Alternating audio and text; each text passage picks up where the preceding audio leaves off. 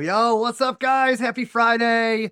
Today is going to be a really, really cool session because when we talk about building unbelievable teams, when we talk about building dream teams, we got somebody here that I would consider absolutely on the top of culture. And I'll even throw the word territory titan out there. So, Mr. Brad Beldon, how are you? I'm doing wonderful. Thanks for having me on the show. Thank you for coming in and talking about this. For everybody that doesn't know who Brad Beldon is or Beldon Roofing, do you mind giving us a little bit of background about yourself? So my grandfather was on General Patton staff, and he was a Bostonian, or they were Bostonians by nature. Came through San Antonio twice during the war. My grandmother did not like the cold weather. And after the war, my grandfather decided to come back to San Antonio. They liked San Antonio so much. My grandparents, three little kids, didn't know anybody other than the banker, who we still remain friends with today. That family, they still own the bank. And they came here not knowing anything. That started a roofing business in 1946. We just celebrated our 80th anniversary in January. I am third generation. At one point, we had four generations in the business, but two of the kids have decided to chase other dreams. Last April, we sold the business to Progressive. And then 3 months later, we were acquired by Top Build. So we went from 200 employees to about 16,000. And then obviously just recently you've heard we're going to be acquired by QXO. So in 54 weeks, we went from 200 employees to 28,000. So it's quite a change, quite a cultural shift. That is absolutely insane. So I'm just going to back up just a second. So if we go back all the way to first generation, you were around when the Riverwalk was being built. Well, I was born in You got 64. yes, I I was didn't mean it 4 like years old. that, but Yeah. yes, yes. So, and that's what makes San Antonio special is our downtown. And it all centers around the World's Fair in 68. What happened in 68 changed San Antonio. We are one of the top 10 largest cities in the country only because our MSA, the city is just so large, but the grounds are so large or the distance is so large. But really, Mhm. the MSAs of Houston and Dallas dwarf San Antonio, even though they're not in the seventh or eighth largest city. They have 8 to 10 million people, and we have 2 to 3 maybe in our MSA. South Texas is a little bit different than the rest of the country, but we do have an incredible infrastructure here in that 35 goes straight into Mexico, and there's about 18,000 trucks that come through San Antonio every day from Mexico, and we'll hit either 10 to go east or west and go up 35 to start hitting 20, 30, and 40 or continue on 35. So it's really a great place to be. It always has been, and it still has that small town feel. And so everybody knows who everybody is in this town, even though we're a couple million people. You're only one relative away from a friend, right? And you got to be careful at restaurants talking about somebody because everybody knows everybody, even though it, in theory, is the seventh largest city in the country, but it's not. We're just a small town, a big small town in America, and I love living here. I love it. So when I think of Belden, I got a couple different things that come to mind. Number one, I believe, which is the expansion into like the gutter guards and different things like that, because I'm in Chicago and Yeah, I that was see, one of our largest. yeah, I'm in Chicago and I see your trucks driving around. But when I think Belden commercial side, it's like, okay, San Antonio, the heart of it. And anytime I think that, I always go back to what shows up on my LinkedIn news feed, which is a picture of a warehouse, and there's 100 people in it. And it's always some type of motivational post or something around the side of like our monthly safety meeting.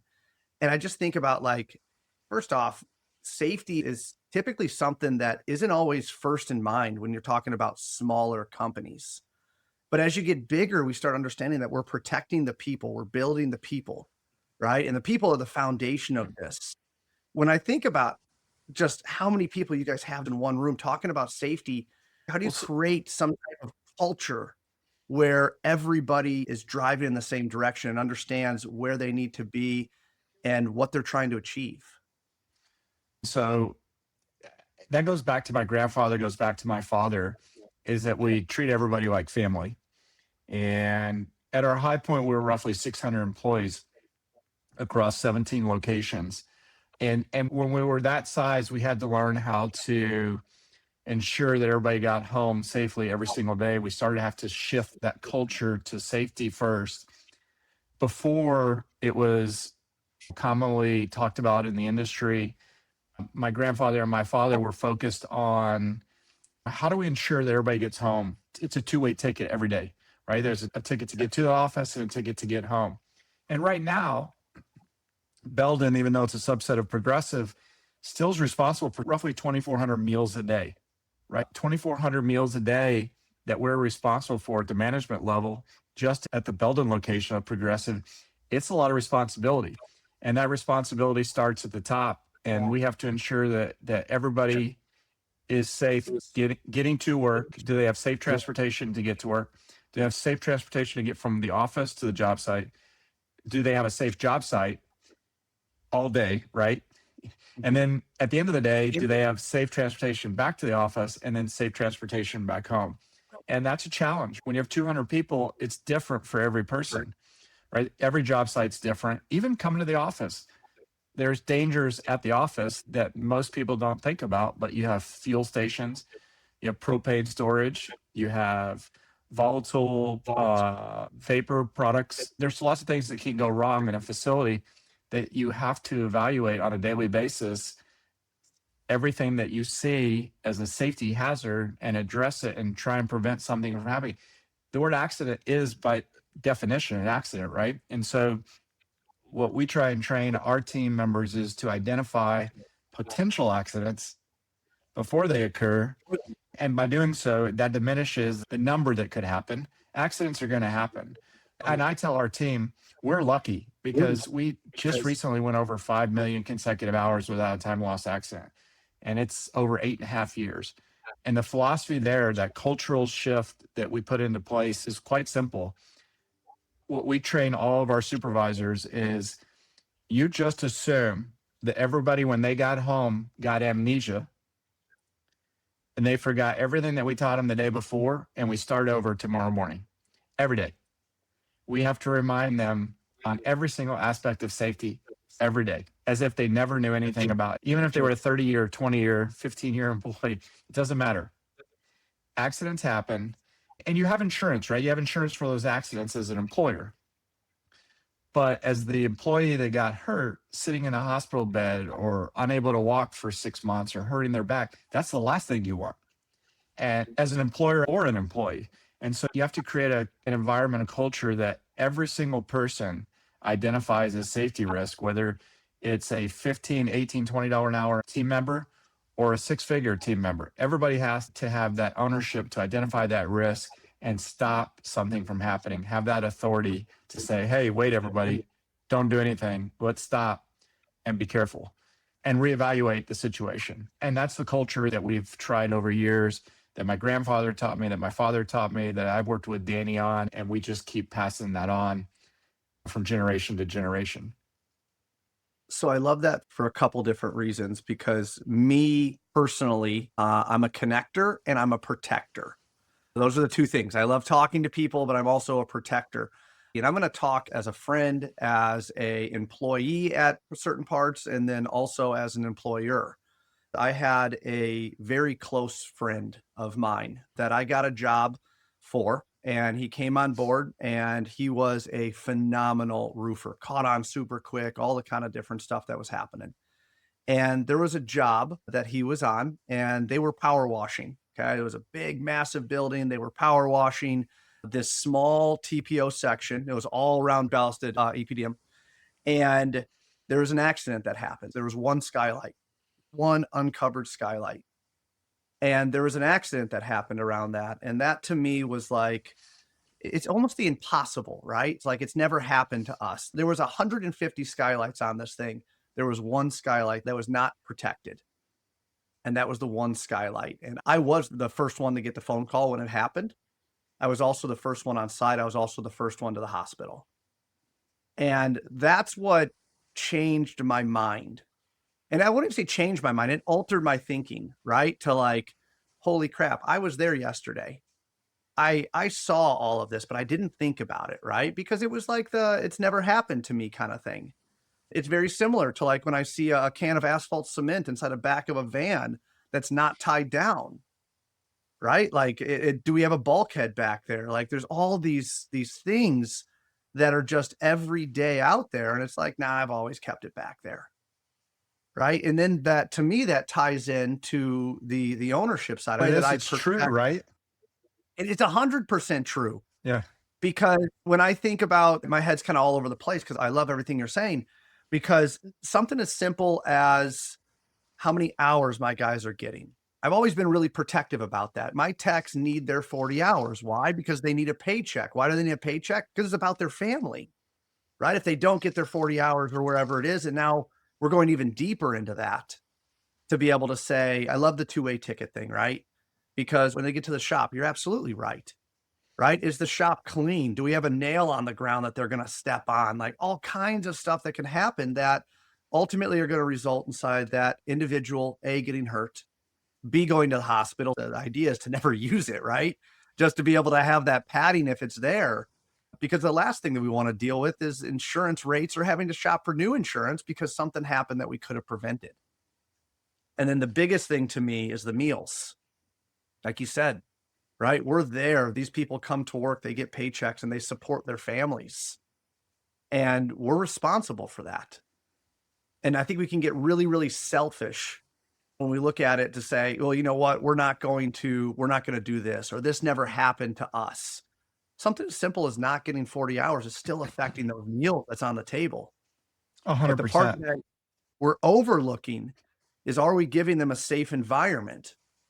Because whether they're sick tomorrow, they're hurt tomorrow, whatever it is, it's still someone who's not showing up. And when they don't show up, especially on an hourly side, they're not getting paid. And if they're not getting paid, that goes back into the family side. I think what you touched on is it's the little things that make a difference, even though you don't think that they do. For instance, we used to do a lot of work for AT&T, and our philosophy is to get better by 1% every day. We do it every day. 1% compounded annually is a huge change. And we were in an AT&T pre-con one day, noticed all the AT&T vehicles were backed in, cone in the front, cone in the back. So I said to AT&T, how come y'all park like that? Sure takes a long time to park. And what's the theory behind that? One of them said, we ran over a kid. We didn't see the kid, and we backed over a child in a driveway.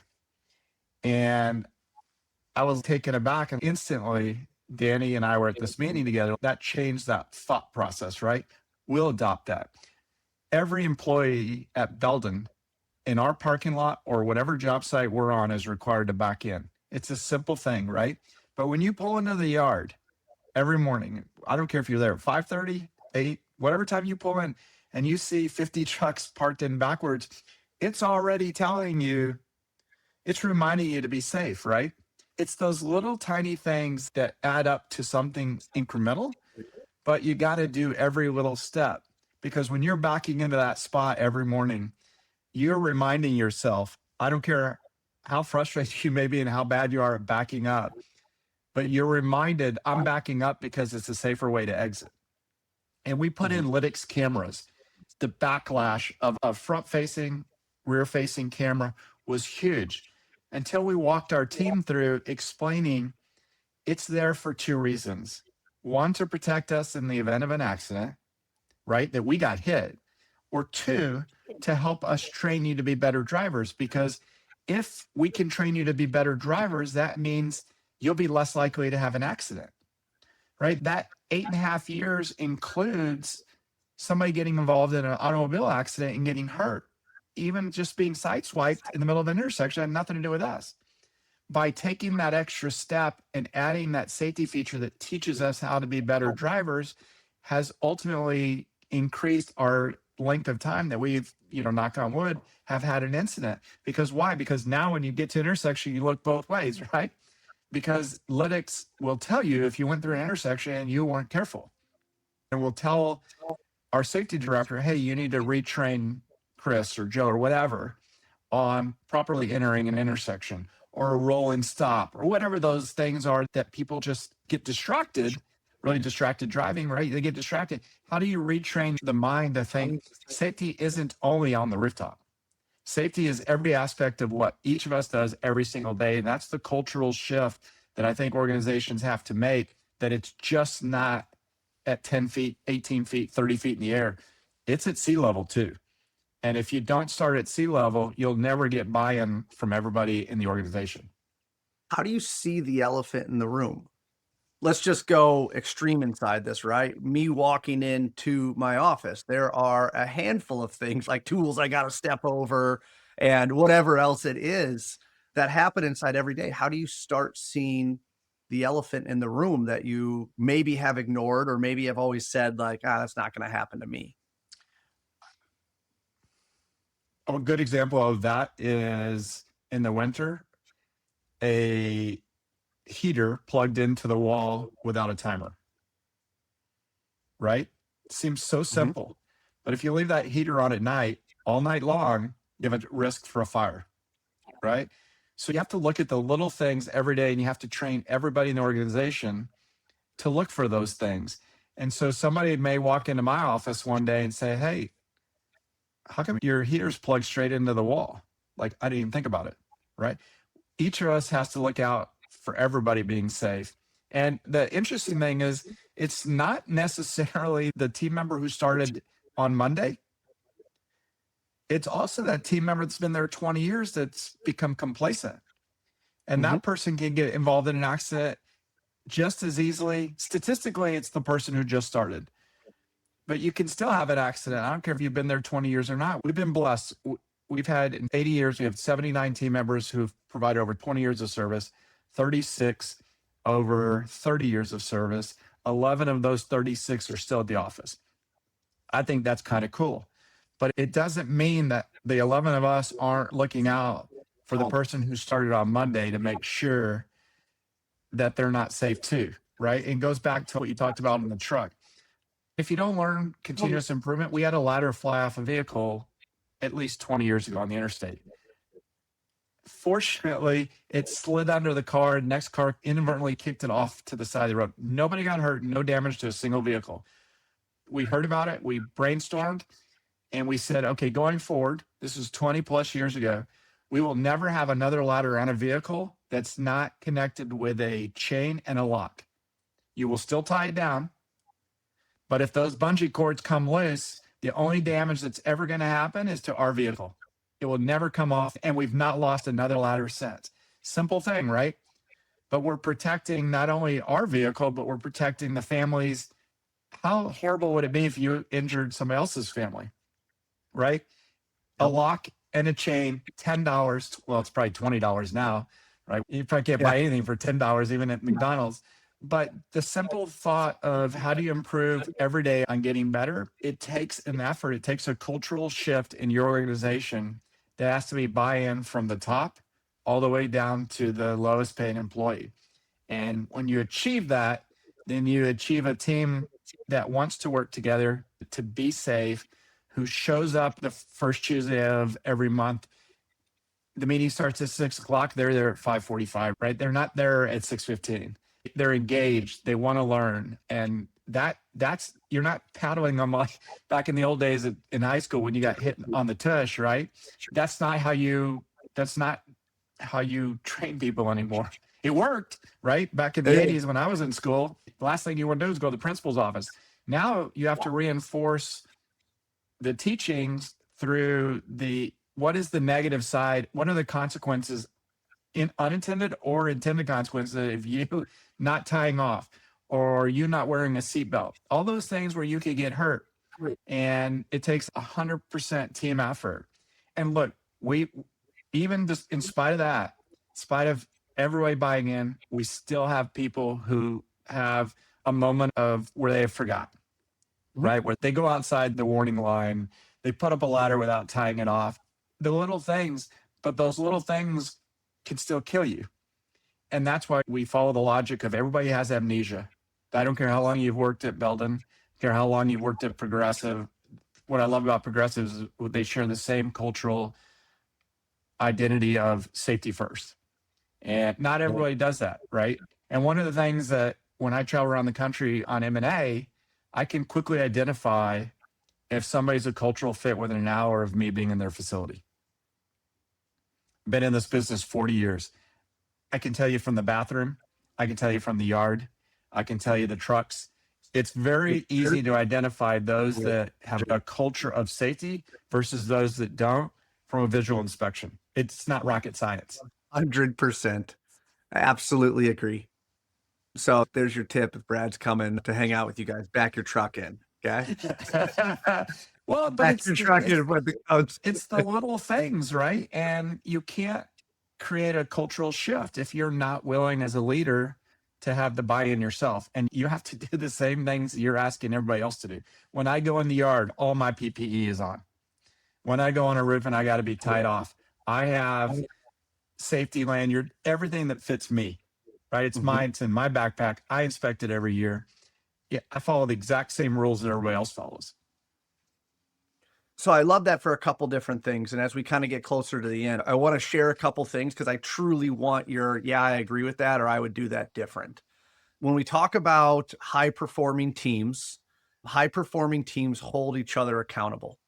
So like you said, you have that crew that's up on the roof and you have that new guy that started 7 days ago that dropped something and it rolled outside the warning line, right? And he goes under the warning line and then goes to grab it. A good high performing team will say, no, that doesn't fly here, No, right? It doesn't take the safety inspector. It doesn't take the owner. It doesn't take anything else like that. It's a good high performing team that hold each other accountable. But I've always found, depending on how strong your culture is that we can do, I'm just gonna be hypothetical here. We can do that Tuesday, once a month safety meeting. They can show up, but as soon as they walk out of that building, they go back to being who they were. They were there. They heard it. They were present, but they don't understand that when you walk through this front door, these are the core values that we operate by. These are the core values that we live by, right? And everybody has some type of core value that probably has something connected to integrity, right? Integrity to me is doing the right thing when no one's looking, being the best person, being the best version of yourself. If you see something, tell something about it. If you see someone being unsafe, say something to them, right? The difference between nice and kind. I can be nice and not saying anything, but I can also be kind and save your life and be like, hey, don't ever go outside that warning line again, right? Without a monitor watching you. Like those are high performing teams. Do you agree with that? 100%. And you have to be willing to part ways with a team member that doesn't buy into that culture, regardless of how long that team member has been in your organization, because of the cancer, right? If they're not willing to follow the safety, you need to part ways, period. End of discussion. So, as we talk about the different things I think that I took away from our time together, one, I love the amnesia side. Every single day is a new day. Just because you set up safety on the same project yesterday doesn't mean that we don't have frost or dew or something else on the roof that creates a different hazard, right? Let alone if you're using electrical up there and you got frost on the roof or dew on the roof, every day is a new day. I love that. I think everybody should understand how many meals they provide. And I think that number should be absolutely real to whatever your business is. How many It's kids do simple they have? math. Yeah. We talk about great ownership. Great ownership is understanding who you actually provide for, not just the employee, but what is their family like, right? How many kids do they have? Do they have any relatives living with them? Whatever that is. I mean, that's how many meals that we provide. And as an owner, as a leader, as a manager, do you take accountability and responsibility for that? Do you take responsibility for providing, let's just say, 200 meals? No, it's Because 2,400. I know yours is. I'm trying, Yeah. yeah. You know what I mean? You got 2,400, right? But when you go to your superintendent, do they know how many they have, right? For their crews, yeah. Yeah. I think that is an awesome thing because would you make the same decision knowing that number? It's never happened. I know you know it, so you act with integrity knowing that you have 2,400 meals, right? But take that number down because I think that is a very, very powerful number to be able to understand that when you show up to work every single day, this is what you're responsible for, which is the most important thing inside the business, which is our people. right? Because we talk about, oh man, my foreman didn't show up today. Now my whole schedule is destroyed. It's no different if they're sick, if they're hurt, or whatever it is. They're not there. That's still a meal that you're providing for, right? I ask the question is, do you want to work on Saturday to get your 40? Right? Because I care about that person getting the hours that they need to be able to provide for the family. So I love that part. So you always have a clear vision going forward. There's so much to take away from this, guys. So Brad, I can't thank you enough for giving a small piece of the safety side and what you did. Anything you want to add before we close out? You got to be willing to part ways with people who don't buy into your safety culture, period. I don't care how productive, how good they are, and how much they contribute to the bottom line. It just takes one accident. And when you have that accident, we had one years ago. It still haunts me to this day. Even though it was a car accident, it was still an accident. And you don't ever want to be in that environment. You don't ever want to feel like that, because you will never forget it the rest of your life. I'll echo that same exact thing. I still remember the day I got the phone call, I got to the site. It was that one situation that I hope no one has to go through. 100%. And I hope it doesn't take an accident for anybody here listening to this to be able to say, it's not going to happen to me. It's never happened to me. I don't know anybody close to me, because those are the things that change your life, and it's not the miracle change your life. And Chad, I would tell anybody that wants, I'm easy. If you want to talk about safety, bradbeldon.com. You can access my calendar, set up a time, set up an hour. I'll do Zoom call. And I love safety. I love trying to find better ways to improve safety on any job site, whatever it is. I love it. Thank you very much. I truly appreciate it. Anytime you want to come back and jam, please just let me know. And guys, this has been an awesome, awesome session. I hope you guys took something away from it. And if you did, that's great, but it doesn't matter until you implement it. That's right. So we can learn stuff all day long. Data is the most powerful thing inside the world, but it is absolutely worthless if you don't do anything with it or you don't know how to use it. And if you don't know how to use it, you guys just got his website to be able to schedule some time. So this is on you. Be better. Be better. All right, guys. See ya. Thanks.